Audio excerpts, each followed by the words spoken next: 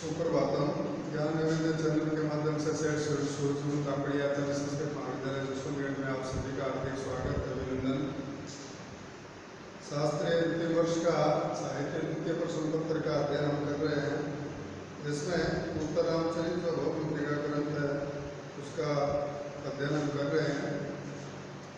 तो आज हमारा द्वितीय अंक खत्म हो गया था और तृतीय अंक को हमने प्रारंभ कर दिया था, जिसमें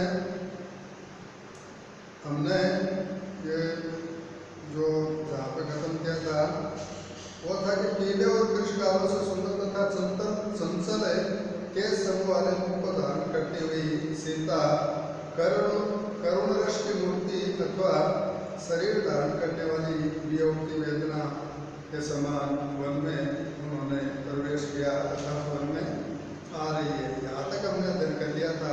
अब आगे हम इसको प्रारंभ करते हैं। तो मुरला वो कहती है कि ईयम ईसा, वो सीता जब वहाँ प्रवेश करती है तो मुरला कहती है कि ईयम ईसा, यह वह सीता है। और क्या कहती है? किसलय विवदु मोदं वंदनापि प्रलूनम हृदय कमल शोषितारुणो दीर्घ शोक गलपयति परिपाण्डु श्यामस्य शरीरं सरति जैव धर्म केतकी गर्भपत्रम्। यहाँ पे देखिएगा जो मालिनी छंद है उसका प्रयोग हुआ है। तो कह रहे हैं हृदय कमल शोषी ही, हृदय रूपी जो कमल है उस कमल को शोषी यानी सुखाने वाला दारुण दीर्घ शोक है, जो बहुत ही कठोर और बहुत बड़ा शोक। वंदनात् यानी जो डंठल है उस डंठल से विप्रलूनम टूटे हुए मुग्धम किशलयम इव सुंदर, जो किशलय है उस किशलय की तरह। परिपांडु क्षामम, परिपांडु यानी पीली, क्षामम का तात्पर्य यहाँ पर दुर्बल है। अश्या शरीरम, ये जो सीता का शरीर है ये किस प्रकार दिखाई दे रहा है कि उनका शरीर है वो पीला पड़ गया है और दुर्बल हो गया है, कमजोर हो गया है। अश्या शरीरम शरद इव, यानी इस सीता का जो शरीर है वो शरद ऋतु में होने वाले गर्मा यानी धूप, केतकी गर्भपत्रम, और केतकी के फूल के भीतरी पत्ते की इव कल्पयति की तरह उसको मलिन कर रहा है। तो क्या कह रहे हैं कि हृदय रूपी जो कमल है उस कमल को सुखाने वाला कठोर बहुत बड़ा शोक इसके डंठल से टूटे हुए कोमल किशलय के समान दुर्बल और पीले शरीर को उसी प्रकार सुखा रहा है जिस प्रकार शरद ऋतु की कड़ी धूप है वो केतकी के पुष्प के भीतरी पत्ते को सुखा देती है। आगे इति परिक्रम में निष्क्रांत है, यह कहकर के दोनों अपने स्थान से घूमते हैं और घूमते वहां से निकल जाते हैं। तो यहाँ पर इति शुद्ध विषकंबक है, यहाँ पर शुद्ध विषकंबक नामक जो अंक वो समाप्त होता है। फिर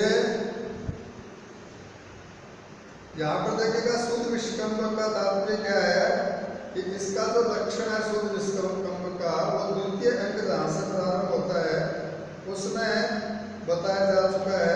यहाँ पर तमसा और मुल्ला नामक दो मध्यम श्रेणी के जो पात्र हैं उन पात्रों के द्वारा राम और सीता विषय के भूत तथा भविष्य के जो कथांश हैं उन कथांशों की सूचना दिए जाने के कारण यहाँ पर शुद्ध विषकंबक का प्रयोग हुआ है। शुद्ध विषकंबक क्या है इसके विषय में हम द्वितीय अंक के प्रारंभ में ही पढ़ चुके हैं। अगर आपको इस पर नहीं है तो पुनः एक बार इसको देखिएगा। फिर नेपथ्य यानी जो पर्दा है उस मंच पे उस पर्दे के पीछे से आवाज आती है, जाते हे पुत्र है ततः प्रविशति पुष्प अवचय विग्रह स करुणौ और सुख्यम पाकनयन्ति फिर क्या आवाज आ रही है नेपथ्य से कि तत्पश्चात फूलों के चुनने में व्यस्त करुणा और उत्सुकता के साथ सुनती हुई सीता वहां पर प्रवेश करती है। सीता कहती है अहो जानामी प्रिय सखी वासंती व्याहरती इति, कि मेरी जो प्रिय सखी है वासंती वो बोल रही है, मुझे ऐसा प्रतीत हो रहा है। पुनर्नेपथ्य, फिर से नेपथ्य में सीता दिव्या स्वकर कलितई स सल्लकी पल्लवाग्रही अग्रे लोल करी भगवको, यह पूरा विधि वर्तितो अभूत है। नेपथ्य में फिर किम तस्य, फिर वो इतना बोलते हैं, फिर कहती है कि उसका क्या हुआ। फिर नेपथ्य में वत्वा शारदं पयसि विहरन् सो अयं नन्देन दर्पा युद्धानेन विरुद्धपतिना सन्निपत्याभियुक्तः। तो कह रहे हैं कि पूरा अग्रे लोल है, यानी पूरा यानी पहले अग्रे मानी अपने आगे, लोल यह यानी चंचल जिसे कलिकल्पक, कलिकल्प होता है हाथी, कल्प के कल्प होता है उसका छोटा बच्चा। तो कह रहे कि हाथी के बच्चे को सीता देवी ने स्वकर कलितई अपने हाथों में दिए गए सल्लकी पल्लवाग्रही, सल्लकी जो लता है उस लता के अग्रभागों से वर्तितो अभूत यानी बढ़ाया था। श अयम वध्वा, और यह वह वध्वा,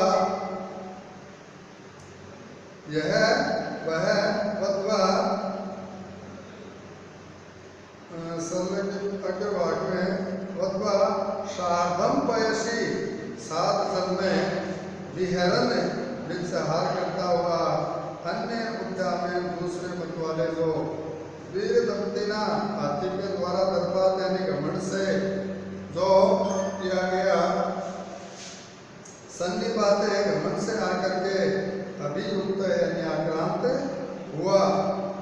तो कह रहे कि पहले अपने आगे चंचल है, जिस करीशाव को सीता देवी ने अपने हाथों से दिए गए सल्लकी लता के अग्रभागों से बढ़ाया था, वह यह अपनी भार्या के साथ जो जल क्रीड़ा है उस जल में क्रीड़ा करता हुआ दूसरे बड़े जो मत वाले हाथी हैं उन हाथियों के द्वारा दर्प से आक्रांत हुआ है, यानी उन बड़े हाथियों का जो घमंड है उससे ग्रस्त हुआ है। आगे फिर बता रहे हैं, सीता कहते स संप्रमम कति चित्पदानी गत्वा, शीघ्रता के साथ सीता ने कुछ पग रख करके पग चल करके कहा आर्यपुत्र परित्राय स्व मम पुत्रकम, कि मेरे पुत्र को बचाइए। विचिंत सोच करके हाथ दिखे तान एव चिर परिचितान्य अक्षराणि पंचवटी दर्शने माम मंद भागिनी अनुबंधन्ति। कह रहे हैं कि वे ही चिरकाल से परिचित अक्षर पंचवटी देखने से मुझे अभागिनी का अनुसरण कर रहे हैं। हाय आर्यपुत्र, और इति मूर्छति, हाय आर्यपुत्र, ऐसा कहकर वो मूर्छित हो जाती है। तो प्रवेश करके तमसा समास्वसी सीता को वो धैर्य बताती है और कहती है कि आप धैर्य रखें। फिर नेपथ्य में विमानराज अत्रैव स्थीयताम, जब वो पुष्प विमान था उसका आगमन होता है और कहते हैं विमानराज आप यहीं पर रुके। सीता सात्व स उल्लासम, भय और हर्ष के साथ अहो जल भर भरित मेघ मंथर तनित गंभीर मांसल को नु भारती निर्घोषो व्रीयमाण कर्ण विवराम माम अपि मंद भागिनी झटिति उत्सुकापयति। कहते हैं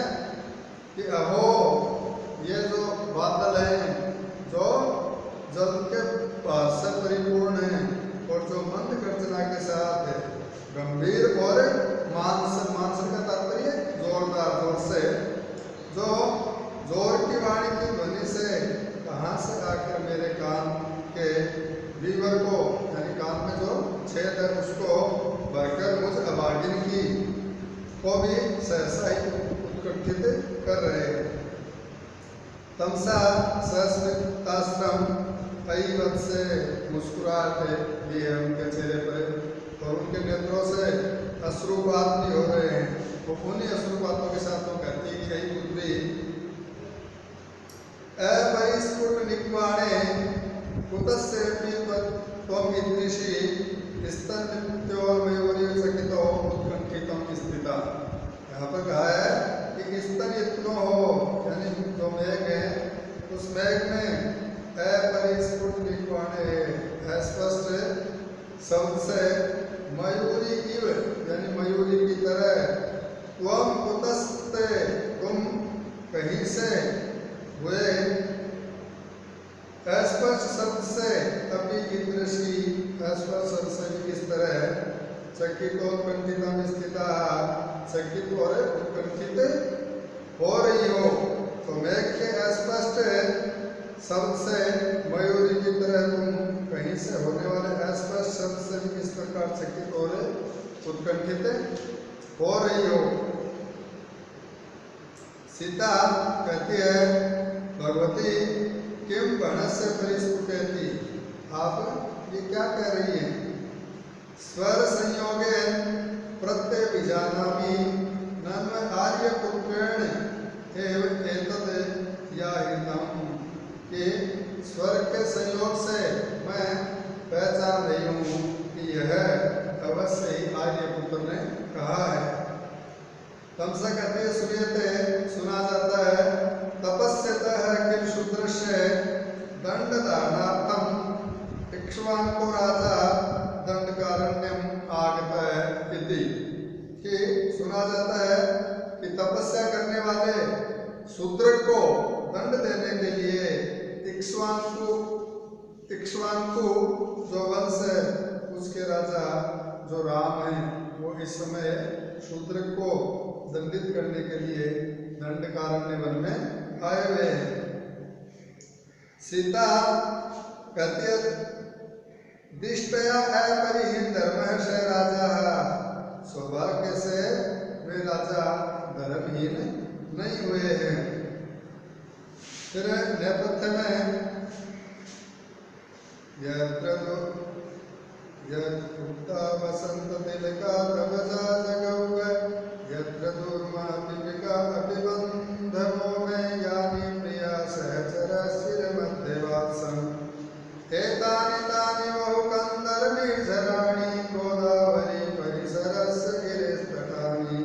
यहाँ पर वसंत का जो वृत्त है उसका प्रयोग हुआ है। तो कहते हैं यत्र दुर्मा मृगा भी, जहाँ पर दुर्म का तात्पर्य वृक्ष, मृगा भी और मृग आदि जो पशु है वो भी, मैं बंधव है मेरे बांधव थे, प्रिया सहचरा, और जो प्रिया सीता के साथ, यानी चिरम, जिन स्थानों पर बहुत समय तक अध्यवासम यानी निवास किया था, एतानी ये बहुकंदर निर्झराणी अनेक गुफाओं और झरनों से युक्त गोदावरी परिसर से, गोदावरी के समीपवर्ती गिरे तानी तटानी पर्वत के वे तट हैं। तो कहा कि जहाँ वृक्ष और पशु भी मेरे बांधव थे, जिन स्थानों में सीता के साथ बहुत समय तक रहा था, अनेक गुफाओं और झरनों से युक्त गोदावरी नदी के समीपवर्ती पर्वत के ये वे ही तट प्रदेश हैं।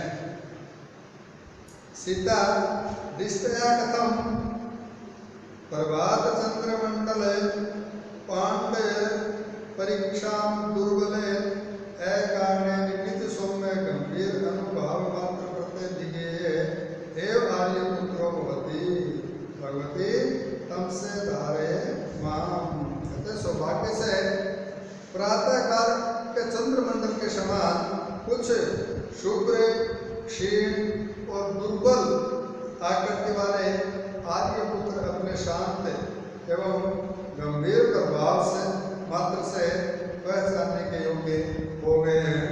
भगवती तम से मुझे संभालिए यह कहकर वह तमसा का आलिंगन करती है और फिर मूर्छित हो जाती है। तमसा कहती है वत्से समास्वसी समास्वसी, हे पुत्री धैर्य रखो धैर्य रखो। नेपथ्य में अनेन पंचवटी दर्शन, इस पंचवटी के दर्शन से अंतरलीन से दुखाग्ने अत्योदामं ज्वलिष्यतः उत्पीड इव धूमस्य मोह प्रागामिनोति माम्। यहाँ पर कह रहे हैं कि अंतरलीन से यानी अपने अंतःमन में अंतःकरण में छिपी हुई अद्य उद्यामन आज अधिक ज्वलिष्यत है जलने वाली दुखाग्नि है यानी दुख रूपी जो अग्नि है यानी दुखाग्नि की धूमस उत्पीड इव जो धुआं है उस धुएं की राशि की तरह मोह माम उसका जो मोह है मुझको प्राग आविनोति पहले ही आच्छादित कर रहा है। फिर हा प्रिय जानकी हाय प्रिय सीते तमसा स्वगतम अपने मन में इदम तावद आशंकितम गुरुजनेन कि गुरुजनों को इसी बात की आशंका थी। सीता समास्वस्य हा कथम एतत् स्वस्थ आश्वस्त होकर के भाई यह कैसे पुनः नेपथ्य में हा देवी दंडकारण्य वासनीय सखी विदेह राजपुत्री की मूर्छति कि हाय देवी दंडकारण्य के निवास समय की प्रिय सखी विदेह राज की पुत्री और यह कहकर मूर्छित हो जाते हैं। सीता कहती है हा दिख मुझे धिक्कार मान मंद भागिनी मुझ अभागिनी को ध्याहिते मिलिन नेत्र नीलोत्पलो मूर्छितम एवं है कि मुझ अभागिनी को पुकार करके नील कमलों के समान नेत्रों का निमिलित कर मुंह कर आर्यपुत्र मूर्छित हो गए हैं।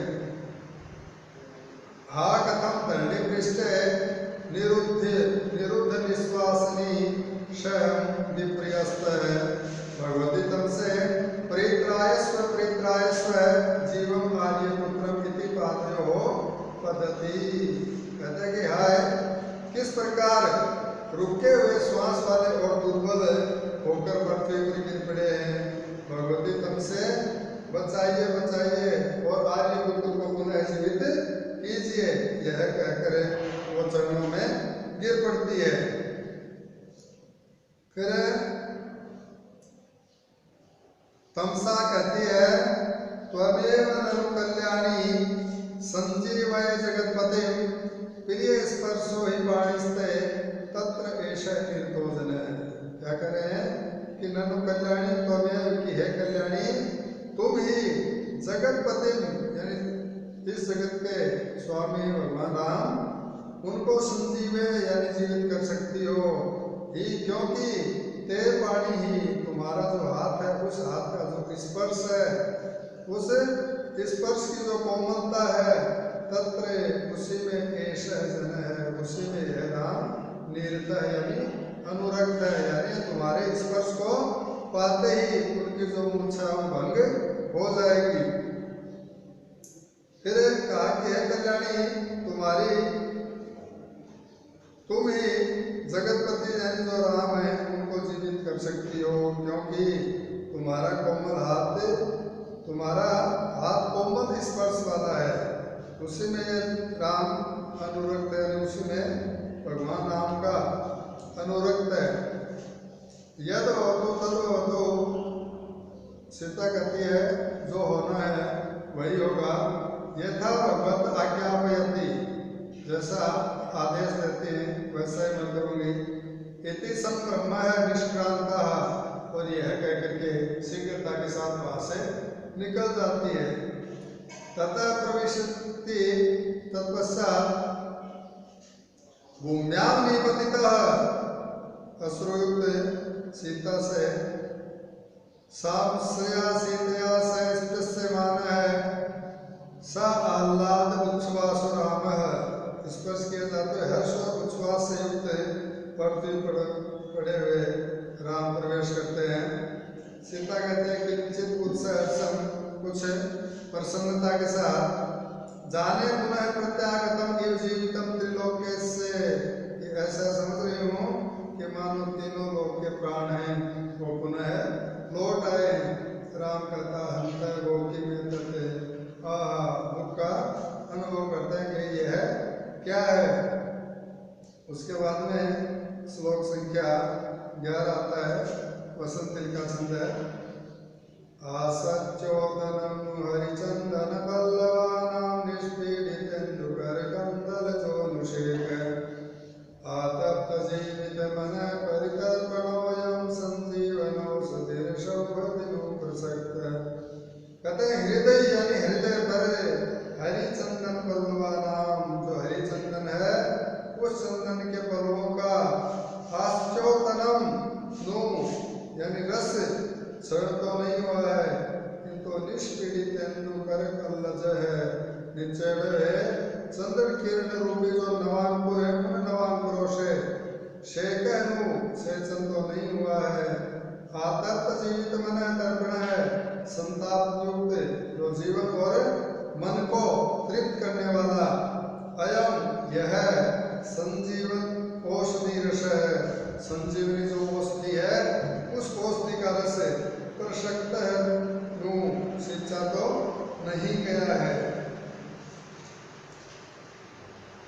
और भी बता रहे इसमें, स्पर्श पुरा परिचितो नियतम स एव संजीवनश्च मनस परितोषणश्च संतापजं सपति यः परिहृत मूर्छा मानंदनेन जडतां पुनरातनोति।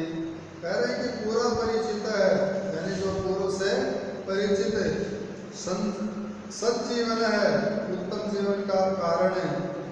मनस्य परितोषण है और मन को संतुष्ट करने वाला।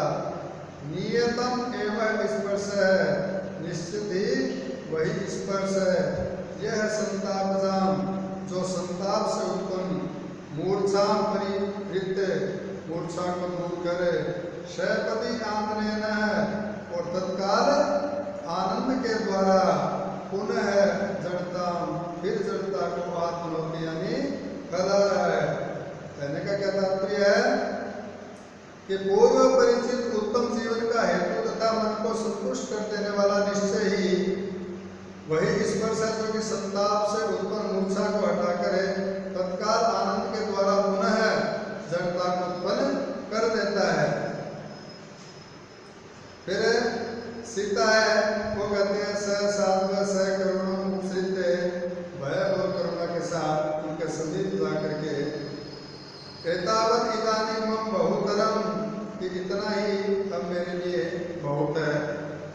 राम कहते हैं उपविष्ट से बैठ करके नए कदो वत्सलया देव्या देव्याभ्यो उपन्नो अस्मि, ये स्नेह में देवी ने तो मुझे अनुग्रहित नहीं किया। सीता कहती है हाय धिक्कार है किम इति आर्यपुत्रो मां मार्गिष्यति, क्या आर्यपुत्र मुझे खोजेंगे। राम कहते हैं भगवतो पश्यामि, अच्छा मैं देखता हूँ। सीता भगवती तम से कि भगवती तम से अप्सरावत आवत, हम लोग यहाँ से हट चले मां प्रेक्षा अनभ्युज्ञाते सन्निधाने राजाधिकं कोपिष्यति, कि मुझे देख कर बिना आज्ञा के मिलकर आने से महाराज को अधिक क्रोध करेंगे। कंसा कहती है वर्ष के पुत्री भागीरथी प्रसाद वन देवता नाम अभी दृश्य असी समृद्धा, कि भागीरथी के अनुग्रह से तुम वन देवताओं के लिए भी अदृश्य हो गई हो। सीता कहती है अस्थि खलो एतते, क्या यह बात है। तो राम कहते हाँ प्रिय जानकी, हाँ प्रिय सीते। तो इससे आगे का जो कथा वस्तु है उसको हम अगले अंक में देखेंगे। तब तक आप भी अपने अध्ययन में निरंतरता बनाए रखें और निरंतर अध्ययन करते रहें।